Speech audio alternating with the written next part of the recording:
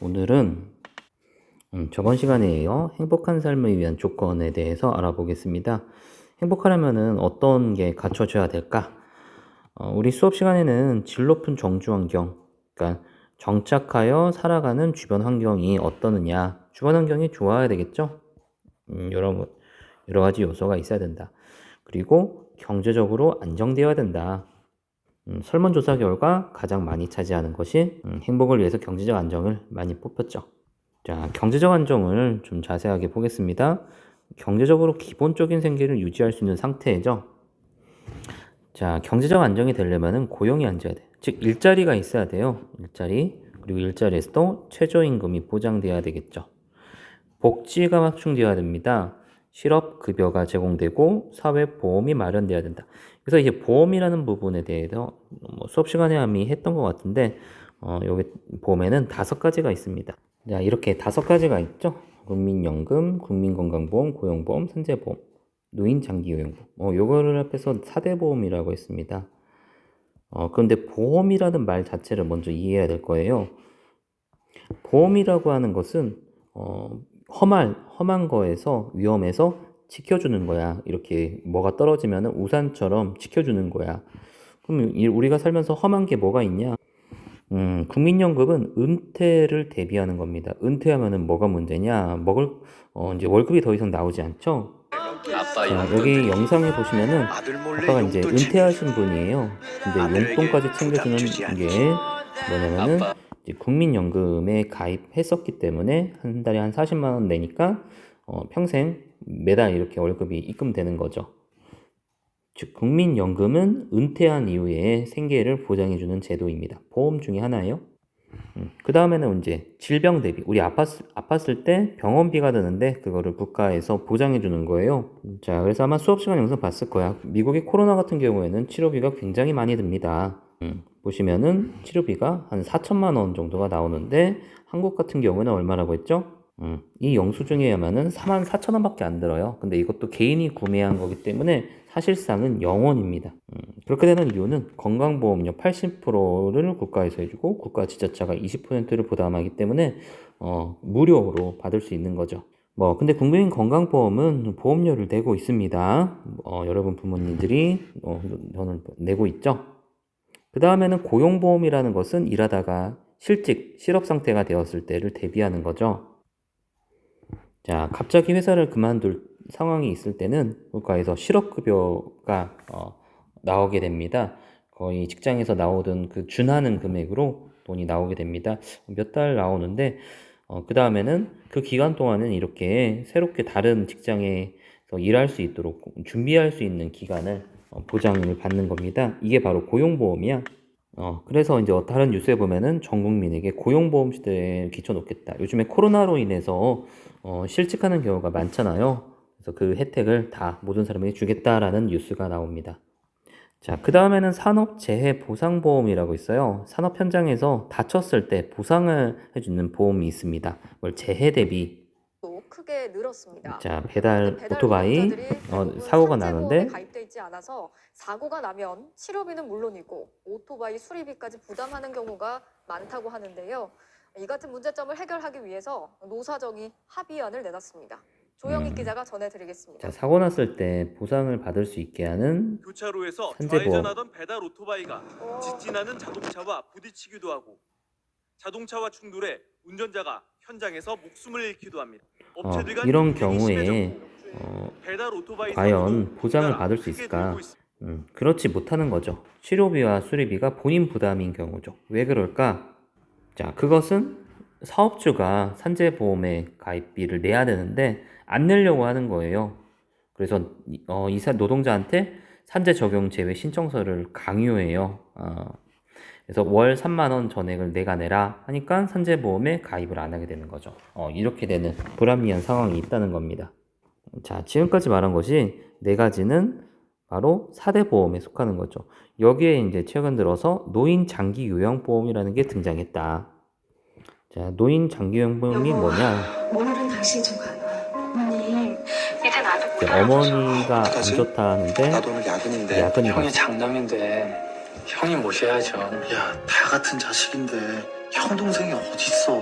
당신한테 이게 무슨 죄야?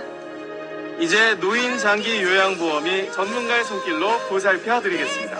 치매 노인 주 야간 보호 서비스부터 이렇게 이동 시설, 아까 이제 차로 이동해 주죠. 가정 방문도 해 주고 가정 방문 시설 서비스까지. 시설 요양원에 들어가도 거의 굉장히 저렴하게 이용할 수 있게 해 줍니다. 자, 그래서 모든 국민이 노인 장기 요양 보험료를 내고 있습니다. 그래서 이렇게, 자, 그리고 학습제로 다시 돌아와서 경제적 안정은 경제적 불평등을 해줘야 된다, 국민들의. 왜냐하면 상대적 박탈감이 생기잖아요. 그렇기 때문에 불평등을 해소하도록 정부는 노력을 해야 된다. 자, 학습제 아래 보면은 이스털린의 역설이라는 말이 있습니다. 이스털린이라는 사람이 있어요. 이름이 이스털린이야. 근데 이 사람이 주장하기를 소득이 막 늘어나면은 행복감도 늘어날 거 아니야. 근데 어느 정도는 이제 소득이 늘어나면 행복감은 늘어나지만 어느 정도 소득이 되면은 행복도는 더 이상 증가하지 않고 이렇게 정체되는 경우가 있습니다. 이것이 이제 이스털린의 역설이라는 거다. 여기 서울시에서 조사한 거에 의하면은 100만 원, 200만 원, 300만 원 이렇게 해서 월급이 올라감에도 불구하고 행복 지수는 어느 정도는 처음에는 올라가지만 더 이상 정체되었다는 겁니다. 여기서 말하는 게 뭐냐? 돈만이 행복을 다 결정짓는 건 아니라는 거야. 다른 요소도 필요하다는 겁니다. 어떤 경우에는 국민 소득이 막 늘어났는데 행복 수준이 더 떨어지는 경우도 있었다. 그러니까 뭐 더 이상 행복도가 증가하지 않을 뿐더러 아예로 떨어지는 거, 이것도 마찬가지로 이스털린의 역설에 해당한다. 역설은 말이 안 맞는다는 거죠. 자, 학습지로 이제 오른쪽 부분을 넘어가서 맹자가 말하는 경제적 안정의 중요성. 일반 백성은 고전적인 생업, 항산이 없으며 흔들림 없는 도덕적인 마음도 없어집니다. 자, 이 말이 이제 핵심인데, 여기서 항이라고 하는 것은 항상이야, 항상. 어떤 일정한 일정한 재산이 없으면은 사람이 마음이 어떻겠어요? 돈이 없으면은 도덕적인 마음을 쓸 여유도 없다는 겁니다. 이것도 일정한 일정한 마음도 없어진다. 그러니까 돈이 없으면 막 도둑질도 하고 나쁜 짓도 하게 된다는 겁니다. 그러니까 지혜로운 왕은 백성들의 생업을 제정해주고 반드시 위로는 부모를 섬기게 충분히 하고 아래로는 자녀를 먹여 살면 하게. 풍요에는 언제나 배부르고 흉년에도 죽음을 면하게 해야 된다. 그러니까 먹고 사는 거를 충분히 잘 해줘야 된다는 겁니다. 근데 여기서 이제 도덕적인 마음, 맹자가 강조하는 것은 도덕적인 마음을 굉장히 중요하게 생각하고 있어요. 그게 이제 궁극적인 목적이야. 그거를 위해서 이런 재산을 마련하라는 겁니다. 자, 같이 문제. 정주 환경은 인간이 살아가는 터전과 주변 환경을 뜻하는. 그렇죠? 주변은 인간의 행복에 영향을 준다. 맞고요.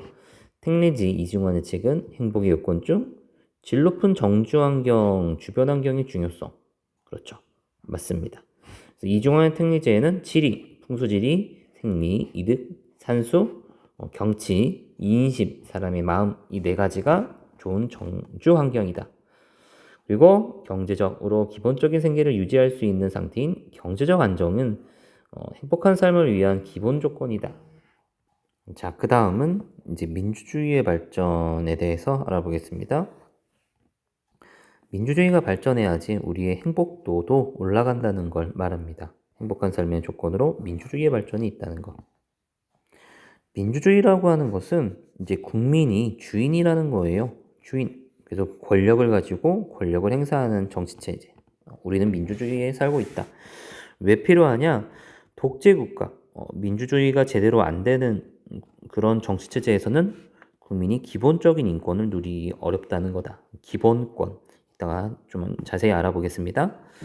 민주주의를 발전하려면 법치주의, 선거제도, 언론의 자유로운 보장, 제도적인 것과 구성원들의 참여, 이게 필요하다. 자, 그래서 행복한 삶을 실현하기 위한 조건으로서 민주주의는 국민의 의사를 바탕으로 사회 문제를 해결해야 돼. 자유와 권리가 충분히 보장되는 민주적 토대 위에서 국민은 자신의 행복을 추구할 수 있다. 민주주의가 돼야지 국민이 행복할 수 있다. 이 부분은 이제 블로그에서 자세하게 보겠습니다. 자, 자, 우리는 민주주의 발전과 도덕적 실천. 우리는 스스로 삶을 선택하고 결정하여 살아갈 때 더 큰 행복을 느낍니다. 그렇죠? 여러분 자유롭습니까? 아직은 여러분이 미성년자이기 때문에 그렇게 자유롭게 뭘 선택하기가 어려워요. 마치 노예로서 만족하면서 살아가는 사람들보다 조금 혼란이 있더라도 스스로 삶을 계획하여 원하는 것을 이룩할 때 더 큰 기쁨을 누릴 수 있을 것입니다. 자, 이것은 자기가 자기 삶의 주인이 된다는 걸 말해. 그런 사람을 우리는 성인이라고 부릅니다. 자, 이거 보시면은 이게 뭔 것 같아요? 시간표인데. 대학교 때의 시간표를 말합니다. 이 사람의 시간표 특징은 뭐냐? 수요일과 목요일에 시간표가 없어요. 이런 시간표는 사실 본인이 짭니다. 대학에서는 시간표를 본인이 짜. 그거에 대한 책임도 본인이 져요. 선생님도 이렇게 주 3일로 시간표를 짜본 적이 있거든요. 한마디로 말하면 망했어요. 이렇게 몰아서 수업을 짜다 보니까 되게 비효율적으로 해서 너무 힘들어서 수업을 못 듣는 거야. 나머지는 너무 놀고 공부를 안 했어요. 그래서 책임을 확실하게 지게 됐죠. 나중에 다시 수업을 듣게 됐어요. 자, 20살 대학생이 되면은 초반에는 여러분이 자기 삶의 주인인데 그 역할을 못해서 어떻게 보낼지 방황하기 쉬워요. 그래서 여러분이 어떻게 보낼 건지 스스로 계획하고 실천하는 연습이 필요합니다. 자, 성인이 되면은 여러분이 자기 삶의 주인이죠? 근데 이제는 국민으로서도 국가의 주인 노릇을 해야 될 필요가 있습니다. 그게 뭐냐? 국민이 주인이라는 민주주의라는 제도에 우리는 살고 있어요. 자, 민주주의라는 게 뭐냐? 국민이 주인이 되는 거다.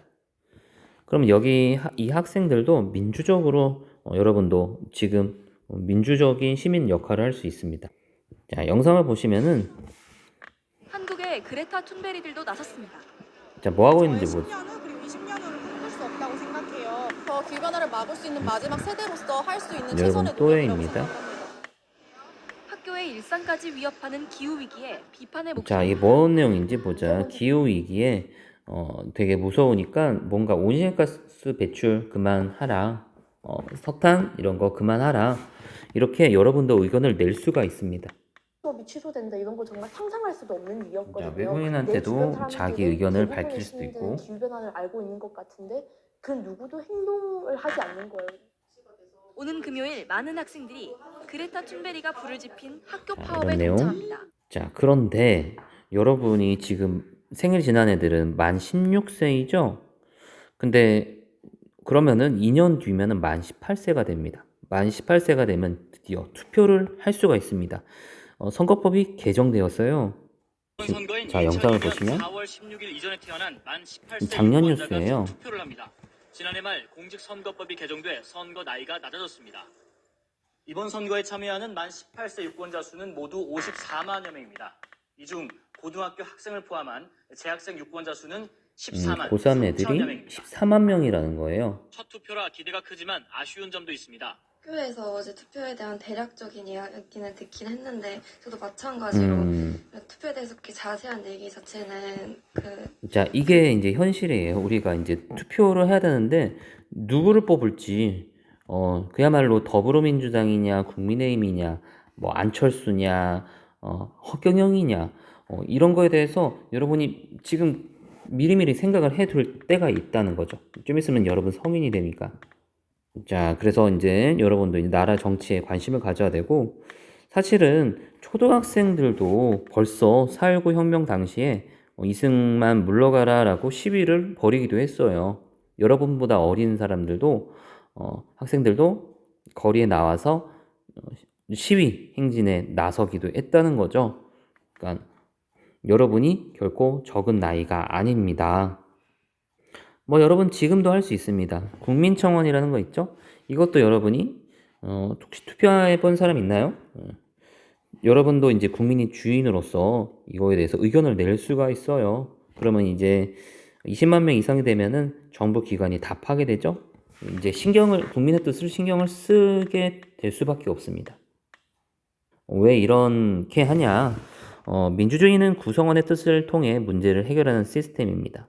이렇게 국민이 주인이 되어 권력을 행사할 때 국민은 행복감을 느끼게 됩니다. 근데 여러분, 이거는 학교에서도 이미 행해지고 있죠. 여러분, 반장 선거 뽑을 때도 여러분의 뜻을 모은 반장 후보자를 뽑죠. 그 공약이라는 것은 사실은 여러분의 뜻에 부합하는 그런 후보자를 뽑는 거잖아요. 예전에 학생회장 선거 때도 학생들 의견 반영해서 공약을 만들었습니다. 학교 사진을 이제 안 올렸는데 학교 자판기 보시면은 이것도 이제 학생들의 의견을 모아서 여러분 1층에 먹을 수 있게 되는 만들었습니다. 자, 그렇게 연습을 해야 됩니다. 그러면 만 18세가 되면은 선거에서 투표를 할 수 있게 됩니다. 그런데 지금 아직 의식 변화가 안 돼요. 고3이 선거를 무슨 공부해 뭐 이런 식으로. 그래서 청소년들도 주체 의식이 좀 필요하다. 그걸 지원해주는 환경이 필요하다. 근데 왜 이렇게 해야 하냐? 고3 애들이요. 이렇게 해야지 행복지수가 올라갑니다. 보시면은 행복지수가 높은 나라랑 민주주의 지수가 높은 거랑 거의 일치한다는 걸 확인할 수 있어요. 자, 보시면은 민주주의라는 것, 왜 필요했냐?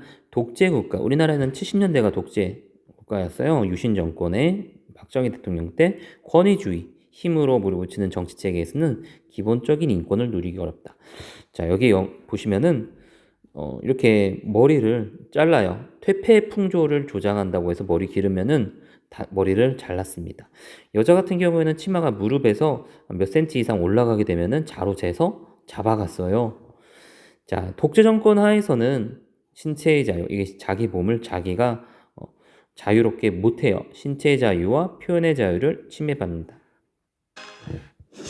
나는 그 금지 이유가 무슨 방송 부적당 이런 걸로 알고 있어요. 그러니까 정확한 이유는 잘 모르죠, 뭐. 이 고래사냥이라는 노래가 있어요. 떠나자, 동해바다로 떠나자, 이것이 그 당시에는 금지곡이었어요.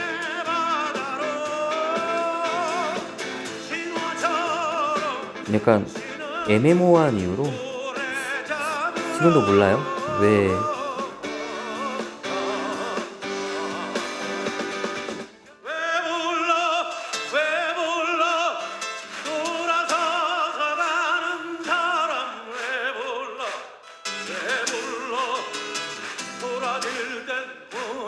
근데 이것이 당시 정권을 좀 비판하는데 의미가 있다. 경찰 단속에 저항하고 정부 정책에 반발하는 것으로 해석되어서 이런 노래도 못하는 거였어요. 신기하죠?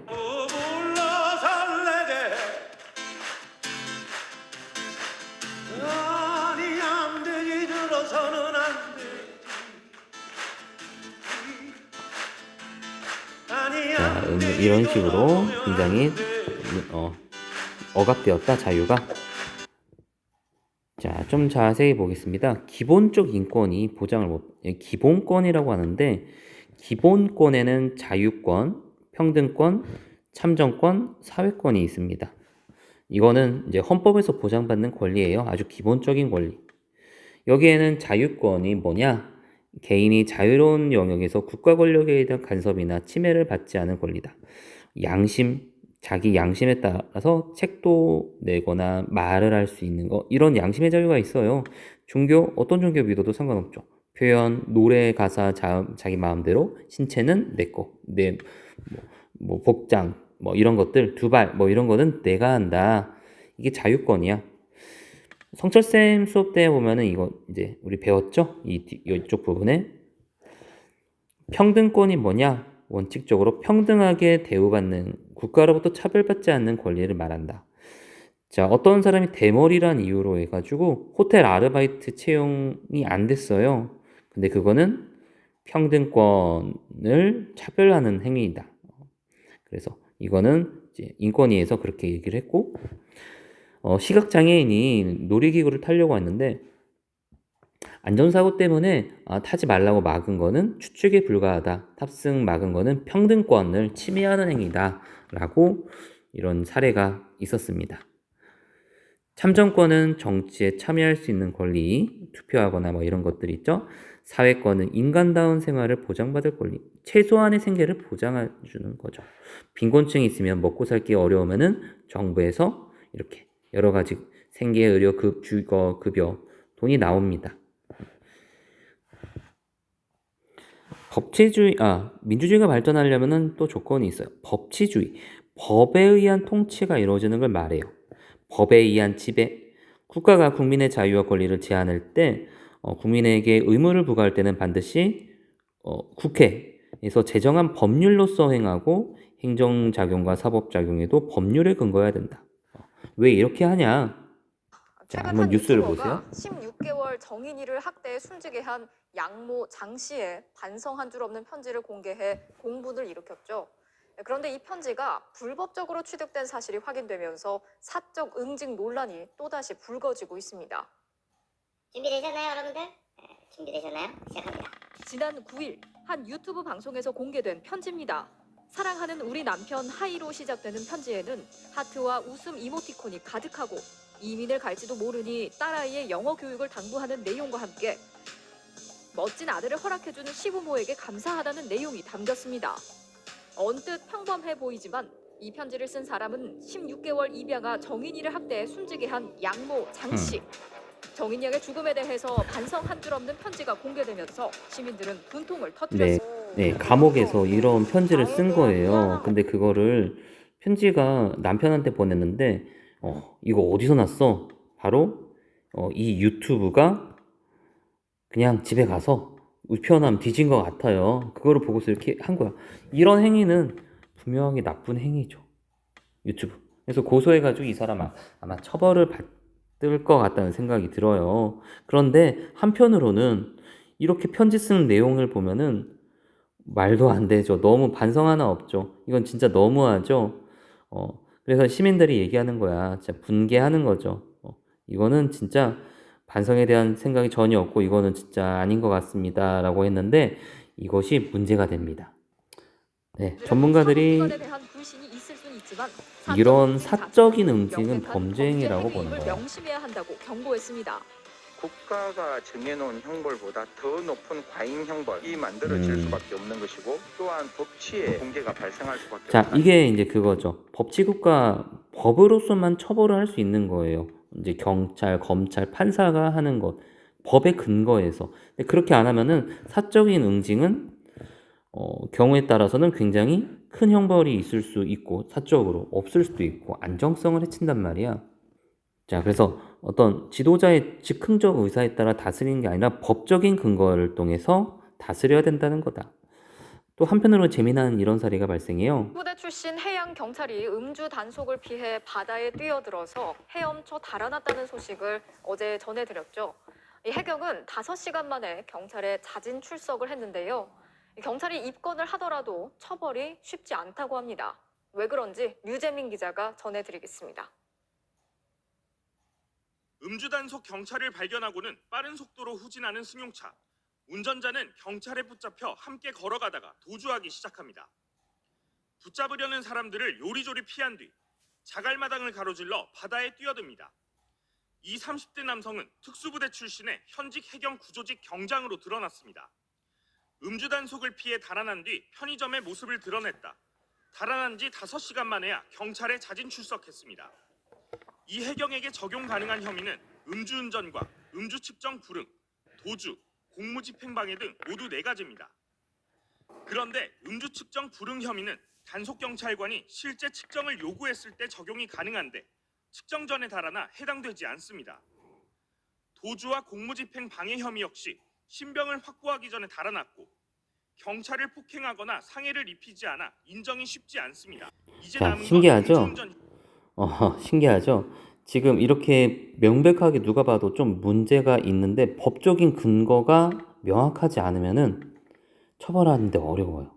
음주운전도 뒷부분 보면은 입증하기 어려워서 아마 무혐의가 될 수 있지 않을까.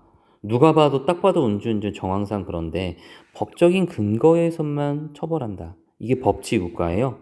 그러니까 약간 약간 이런 맹점이 있을 수가 있다는 걸 보여준 겁니다. 근데 이거는 법치국가는 좋은 의미로 이해하시면 좋겠습니다. 그 다음에는 선거제도, 국민의 대표를 뽑는 구체적인 절차.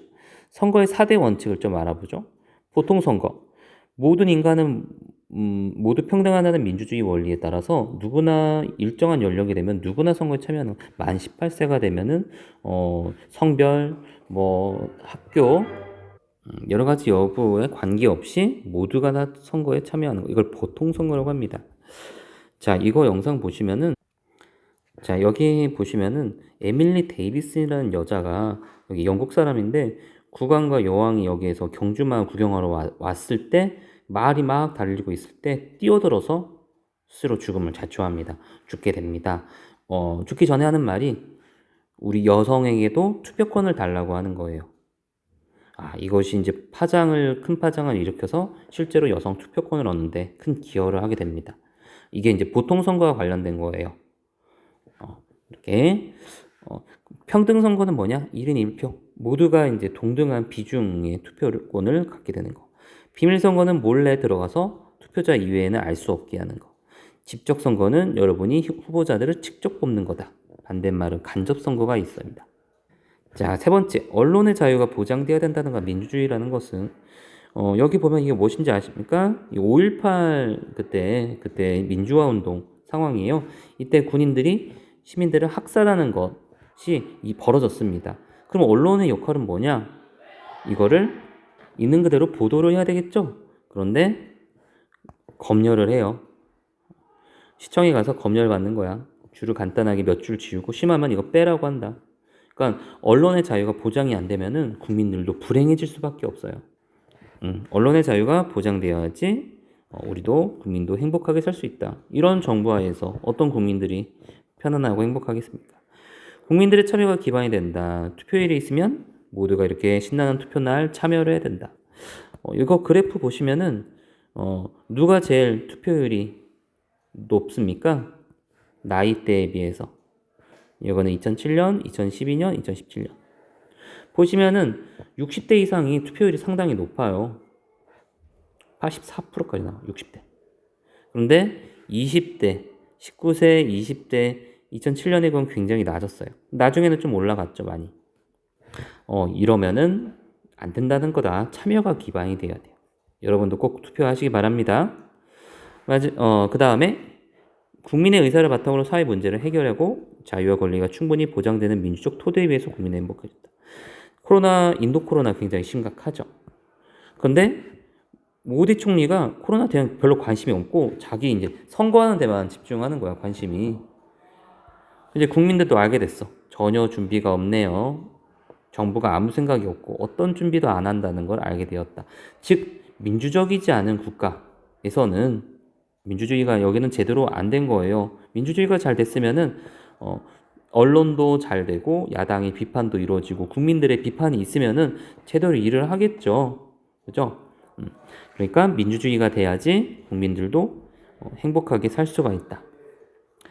글 읽어보겠습니다. 기근은 자연재해와 같은 걸 연결하는 사람이 있다. 하지만 실제로 많은 국가에는 비슷한 자연재해를 겪거나 더욱 참혹한 재난을 당하고도 기근이 일어나지 않는다. 왜 그러냐? 고통을 줄이기 위해 신속히 반응하는 정부가 존재한다는 거죠. 정부. 민주주의 국가에서는 선거가 이루어지고 야당과 자유 언론의 비판이 있기 때문에 기근 방지에 노력을 하지 않을 수 없다. 민주주의 국가에서는 이런 문제도 발생하지 않는다는 거예요. 자, 이렇게 오늘 이 부분을 아주 자세하게 한번 살펴봤습니다. 블로그 글 한번 읽어보시기 바랍니다. 오늘 수고하셨습니다.